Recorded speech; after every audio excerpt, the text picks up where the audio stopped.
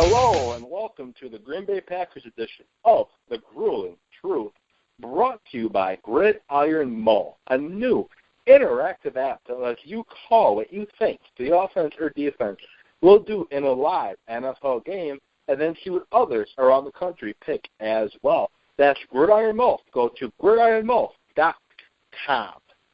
I am Evan Witallison, and Troy and I, my co-host Troy Otradovic and I, we're here to talk about the Green Bay Packers' upcoming game with the Arizona Cardinals. The Packers get another shot at a team on the road that is playoff bound. In two opportunities this year, the Packers have lost both when they traveled to Carolina and to Denver. Denver being the only game that they've really just completely got annihilated in. Carolina, close game for late in the game. It was close, but it looked like it was going to be a blowout early on. But this is the Packers' chance to win a game against a playoff team on the road, something they have struggled to do during the Aaron Rodgers era. They did it in 2010 when they ran the gauntlet in the playoffs to get to the Super Bowl. But in the years since the 2011 season when they were 15-1, it's something that the Packers have struggled with. Before we do get into the game, I do want to let listeners know I am looking for some people that are looking to take charge of their health. I am a fitness coach. I use with Beachbody products. That's what I use to get fit and get healthy. And I'm looking for people who want to join. Beachbody has a number of great programs and products that can help you get into the best shape of your life. And hey, you can enter. They have a drawing every month and every quarter that you can enter, and you can win money while getting fit. Who doesn't like some money? You know, the gyms are going to get packed very soon with the New Year's resolutions coming. And me, I got my workouts that I do at home, and I usually only go to the gym at least once, sometimes twice a week to the actual gym for a class that I take. Other than that, do everything at home. Don't have to worry about trying to find a parking spot. Don't have to worry about, waiting for machines and equipment to become available. I just hit play on my laptop, on my Beachbody On Demand, get my workout in, anywhere from 30 minutes to an hour, and then I'm done, and I don't have to go anywhere. So if you're interested, shoot me an email, coachevan66@gmail.com. Shoot me an email, and let's talk. Now, before we get to the show, I'm going to bring in Troy. How you doing, Troy? Doing good. Had to finish up some last-minute shopping this evening. So, yeah, that's that time of the year. And I'll tell you what, the stores are crazy. I was actually finishing up some grocery shopping because I have to do a little bit of cooking. And holy cow, the Giant Eagle out in Latrobe, Evan, was packed wall to wall. You could barely move a cart down the aisle. A lot of people out tonight shopping and food shopping. And I know that, it kind of is the opposite of what you're talking about. But, those holiday feasts, you have some great food. What a better way to take those pounds off by getting in touch with you and getting a fitness program started. So I was out doing some shopping, and I'll tell you what, the grocery store was packed full of people. But other than that, it was another spring-like day out in western Pennsylvania. In the 60 degrees, light drizzle. But you think of a drizzle in December, you're thinking of freezing cold, uncomfortable. But it was actually like a spring-like drizzle today in western PA. So it's hard to believe that it's December 23rd and only 2 days till Christmas the way that the weather is out here. How about you? What's going on out there? Not much. Just I finished my Christmas shopping yesterday, and now I'm just off of work now until January 4th. I do have my other job I got to work, and, the show's with you and all. But ultimately, I'm off work now until the 4th of January, which is quite nice. I don't have my work phone on me. I don't have my pager phone on me, which is quite driving me up the wall because I'm used to having a phone out, like a other than my personal phone. I'm used to having a phone on me 24/7. I'm used to being on call 24/7, so I don't know what to do right now. I really don't. But anyways, do got a show to talk about. The Packers going to Arizona to play the Cardinals. The Cardinals who are looking to clinch that 2 seed, possibly still going for that 1 seed if Carolina were to lose out and Arizona to win. But Arizona's an interesting team. The head coach, Bruce Arians, somebody you know quite well, Troy, from living in the Pittsburgh area. He used to be offensive coordinator for the Steelers. He is in his 60s. He gets his first NFL job, I believe, at the age of 60. Very uncommon for that to happen. NFL coach get hired at the age of 60 to be a head coach. Normally, their chances of being a head coach is over, and Bruce Arians thought his days as chance of being a head coach was over. But then Chuck Pagano got sick, had to deal with cancer. He was the interim coach for Indianapolis, and he impressed the Cardinals to the tune that they hired him to be their head coach. And the rest, as they say, is history. And offensively, Arizona is a team that relies on quarterback Carson Palmer to lead Bruce Arians' very complicated offense, I guess is the way to call it. Do a lot of one-back sets. He loves going deep off of play action, and he's a deep drop passing game that doesn't use a shotgun much. He's going to do a lot of 5- and 7-step drops.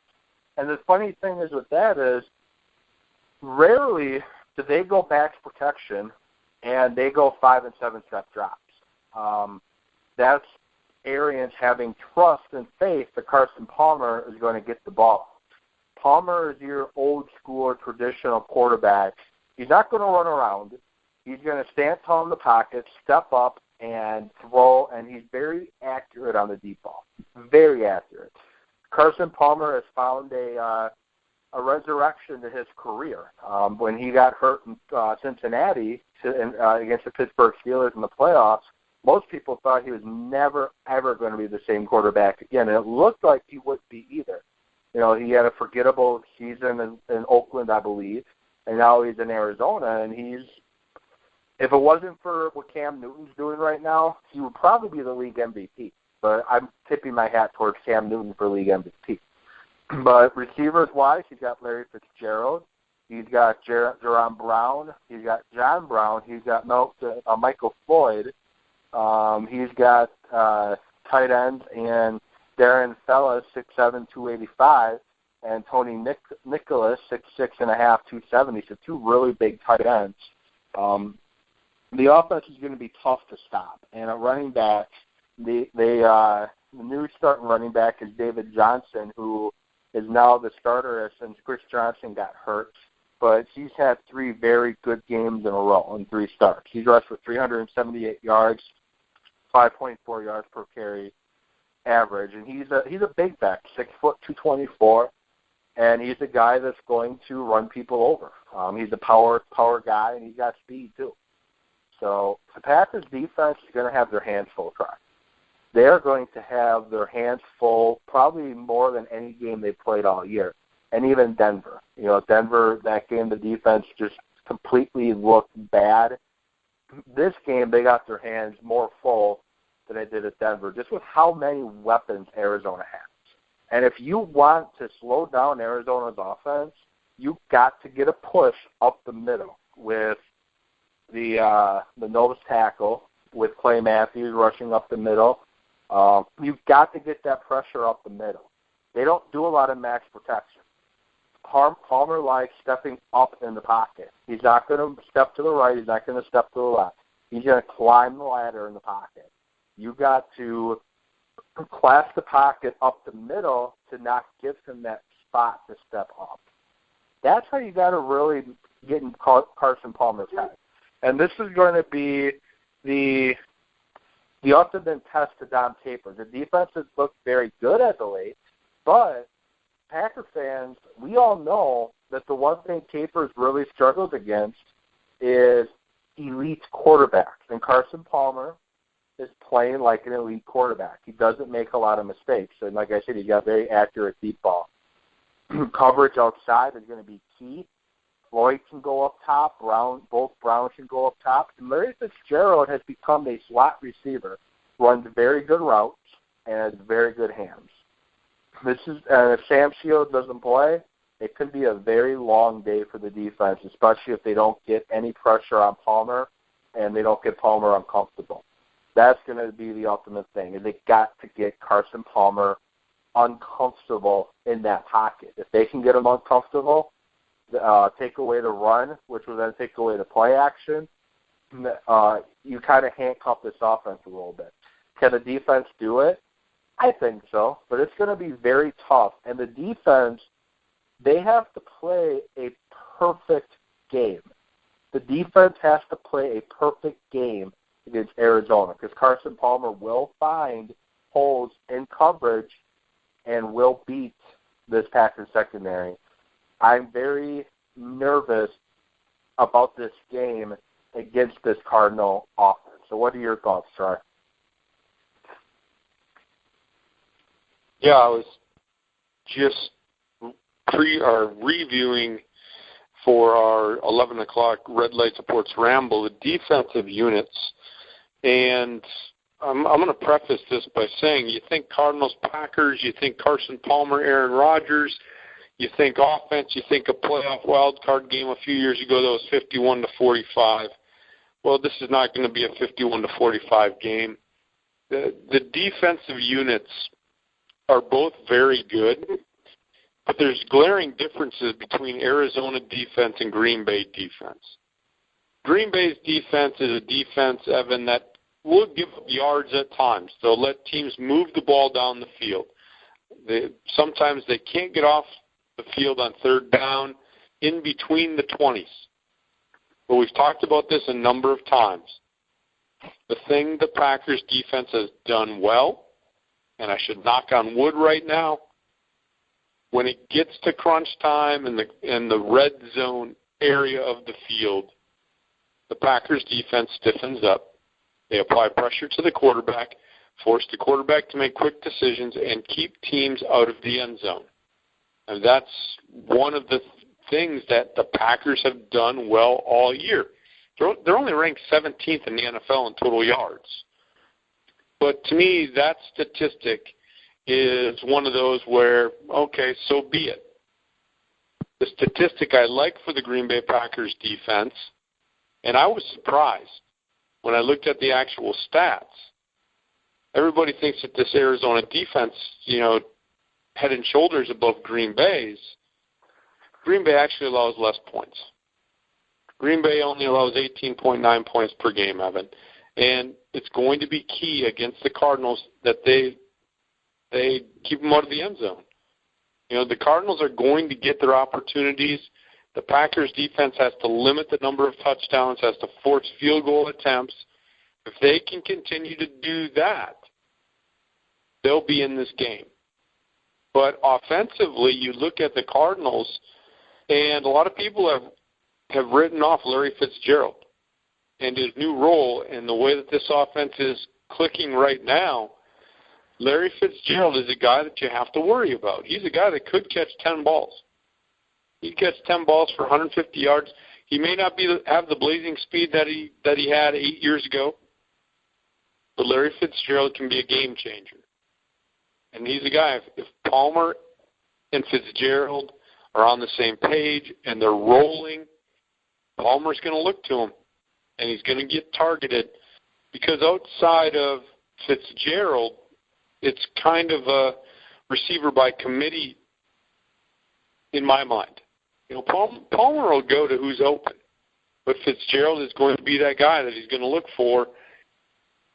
The one good thing, Evan, is I go back to this, and I know the Cowboys offense didn't have Tony Romo. They still have Dez Bryant. And they shut Dez Bryant down. One catch, 9 yards in that game. And so whatever they did on Dez Bryant, they've got to figure this out with Fitzgerald. They've got to limit the opportunities for Fitzgerald. That'll be a big key. The other thing is the Packers have to keep applying pressure like they have to a number of quarterbacks. Carson Palmer, not a mobile guy.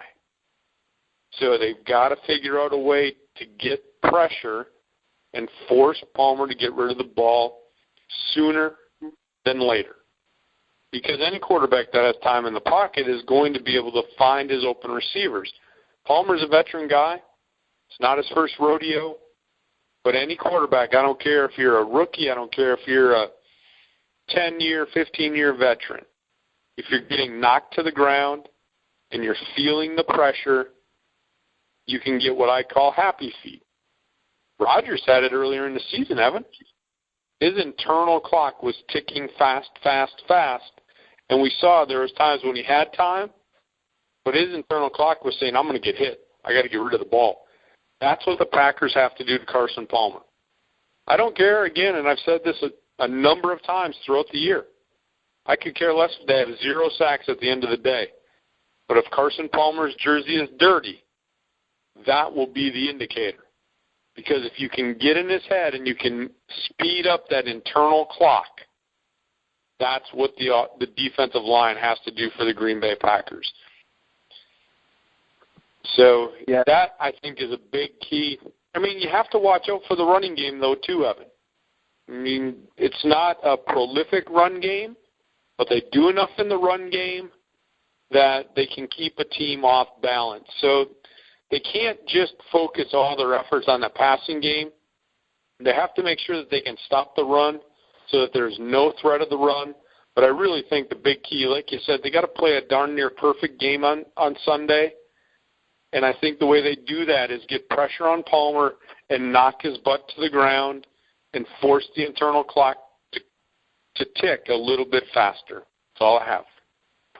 Yeah, and with that, we do got to take our break. We're going to step away for about a minute to thank our important sponsor of the show, Gridiron Mall. So we'll be back in about a minute. You're listening to the Green Bay Packers edition of The Grueling Truth. This is former All-Pro Leon Searcy. I've got a new interactive app called Gridiron Mode, where you get to call the plays, offense or defense, and a live NFL game. You get to interact with other fans, pick the play, pick the call. That's Gridiron Mode.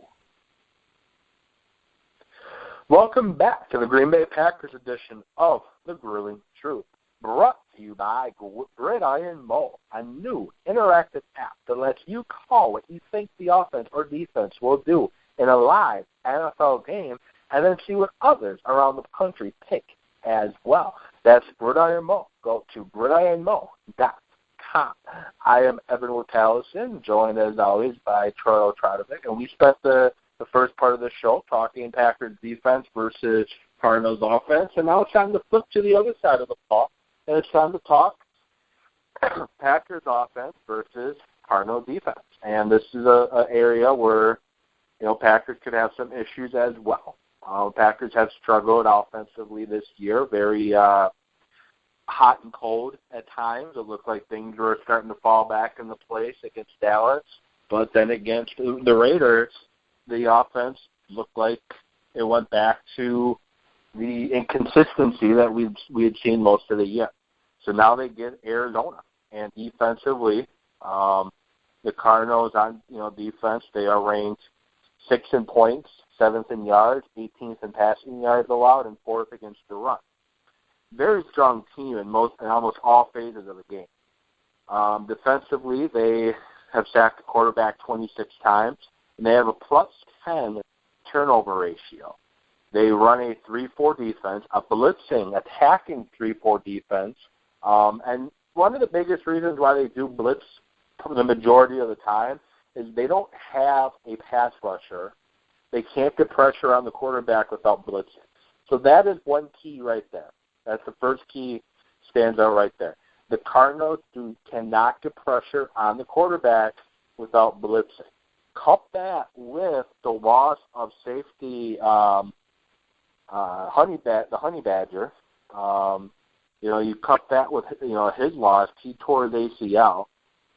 He's Tyrann Mathieu. He tore his ACL, and he's one of the leaders of the defense. He plays safety. He plays slot. He reminds me a lot of what Charles Woodson did in Green Bay. But he's out for the rest of the year. It's going to be very interesting to see how the Cardinals replace him, because without him, the Cardinals can be beat through the air. And the way the Packers got to do it is attack that middle of the field. The middle linebackers for the Cardinals aren't very fast. The safeties, now with Matheu not in there anymore, the safeties are not very, very fast. So you should be able to attack the area between the linebackers and the safeties. Attack that area with crossing routes, with the tight ends, with screen game, with you name it, that's the area you want to attack. And you got to protect Aaron Rodgers. By blitzing, they're going to have a lot of one-on-one coverage. They do a lot of man, and by doing a lot of blitzing, they're going to have a lot of one-on-one coverage. Someone's got to beat their man. I don't know if it's going to be Jared Abinderez. It could be Jeff Janis. It can be Adams. It can be Cobb, Jones, whoever. Someone has to beat their one-on-one matchup. That is what, and I know it sounds simple because, that's football. Win your one-on-one matchup. That's an easy thing to say, but it's something the Packers have not done consistently all year in the passing game. When teams have covered them in man coverage, they have not won that one-on-one matchup. And in order for them to have a chance to win this game, somebody's got to. I don't know who Patrick Patterson is going to be covering. He's going to be on the number one receiver, so he's more than likely going to be following Randall Cobb around a lot. But they have to, win those one-on-one matchups. The running game is going to be tough, but if they can get any element of the running game going, that could be that could be a death blow for Arizona as well. But this is a game that's going to be tough for the offense to move the ball. They're not going to get a lot of big plays. It's going to be a lot of dinking and dunking, grinding it out, and it's not going to necessarily be a bad thing having to grind it out, because by grinding it out, you're going to keep Carson Palmer and the high-powered offense of the Cardinals on the sidelines. But it's going to be very interesting to see what the Packers do against this Cardinals defense. What are your thoughts? Well, my thoughts aren't good. I'm going to bring this up, Evan. We had mentioned last week, when's the last time you saw a back shoulder throw? We saw a couple to James Jones last week. The problem I have is that these Packer receivers, I noticed, are starting to try to push off. And Jones was flagged for it last game. If you go back and you actually watch the game, watch all the receivers. I know they've struggled to get open, and so now they're starting to use their hands to try and get open, and that's going to be a big no-no. Those penalties, those offensive pass interference penalties, if they get called, I mean, they're drive killers. And Jones got flagged for a couple offensive pass interference. And so my concern is they need to fix that. They're not going to be able to do it against the Cardinals. They've got to find a way to get open. But the key here, and like you said, it's football 101. It's football for dummies. You've got to establish the run. But I think in a game like this against the Cardinals that are very stingy, they're very stingy defensively in yards allowed, points allowed.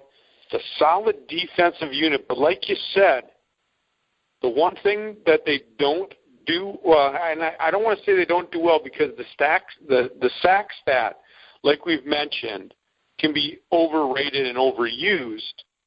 Statistically speaking, the Cardinals don't sack the quarterback a lot. But that doesn't mean they don't pressure the quarterback.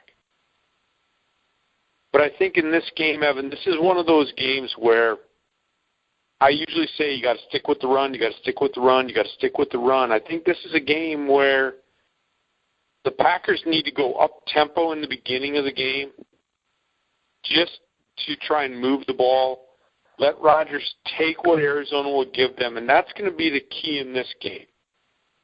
I know I've mentioned it a few other times. The opportunities in taking what Arizona gives you is going to be key. If Rodgers starts to force things against this Cardinal defense, 18 interceptions on the year, Evan, they have, and 4 return for touchdowns. This is a defense that thrives on opposing quarterback mistakes. And so Rodgers needs to be patient, but I think they can establish the pass to help the run game against the Cardinals. So it's going to be, you mentioned, a perfect game on defense. It's going to have to be a perfect game on offense. The other big key here, third down conversions. Evan, I almost want the Packers to be 3rd and 6, not 3rd and 2. I can't remember the last time they've converted a 3rd and 2.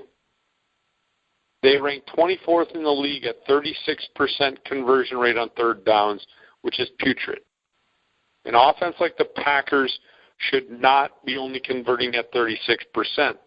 Vice versa, the Cardinals lead the league in third down conversion, thus the reason they score over 30 points a game. They extend drives.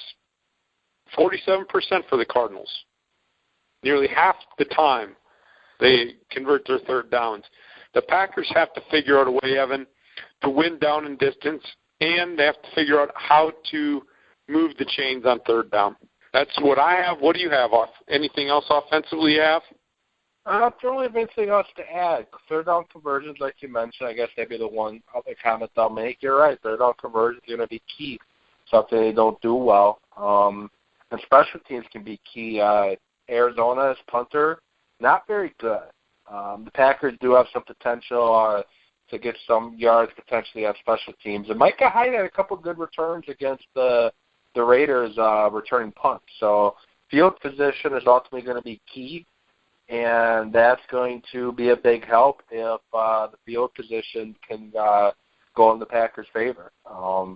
But with that said, looking at the time, we do got to let our listeners go. Appreciate you all for listening to Troy and I, spending the last 30 minutes or so listening to us. If you want to listen to more from Troy and I, go to the redlightsportsnetwork.com and check out all of our shows that we do every night. We do a live show, the Red Light Sports Rambo, and we also podcast it for archive listens as well. And like I said, they're always on the redlightsportsnetwork.com.